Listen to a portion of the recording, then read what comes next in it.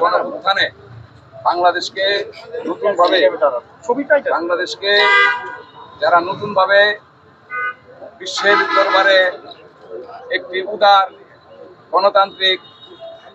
সাম্য সৌহার্দ্য ভ্রাতৃত্ব হিন্দু মুসলিম বৌদ্ধ খ্রিস্টান সাম্যের ভিত্তিতে সবাই বিরাজমান শহীদ রাষ্ট্রপতি জিয়াউর রহমানের যে আদর্শ, সে আদর্শ এবং বাংলাদেশকে সুখী সমৃদ্ধশালী আত্মমর্যাদাশীল আত্মনির্ভরশীল জাতি দেশ গঠনে শহীদ রাষ্ট্রপতি জিয়াউর রহমানের সুযোগ্য সন্তান ভারপ্রাপ্ত চেয়ারম্যান দেশনেত্রী বেগম খালেদা জিয়ার পক্ষ থেকে সকল শহীদদের স্মরণে আমরা এখন 1 মিনিট নীরবতা পালন করব। প্রত্যেকের প্রতি যে আমাদের ভালোবাসা আমরা হৃদয়ে ধারণ করি, আমরা আজকে মহানগর বিএনপির পক্ষ থেকে আমাদের নারায়ণগঞ্জের সর্বজন জনপ্রিয় মানবিক ও সামাজিক কার্যক্রমে তিনি সর্বদা শহীদ রাষ্ট্রপতি জিয়াউর রহমানের আদর্শ অনুসরণ করেন। সম্মানিত শ্রদ্ধেয় তারেক রহমানের যে নির্দেশনা অনুসরণ করে জনগণের আস্থা এবং বিশ্বাস এবং এই আন্দোলনের যেই লক্ষ্য, জনগণের প্রত্যাশা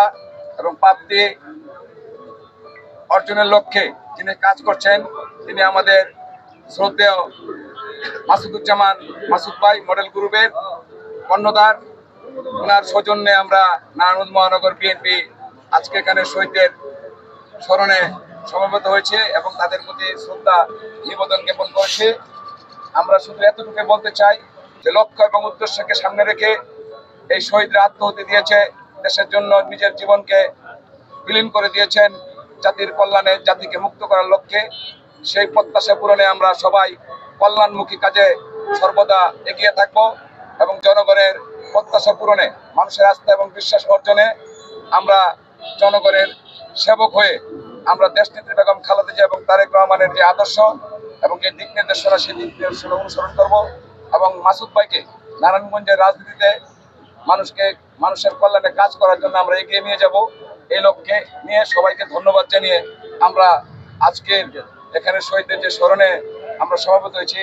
সবাইকে ধন্যবাদ জানাচ্ছি।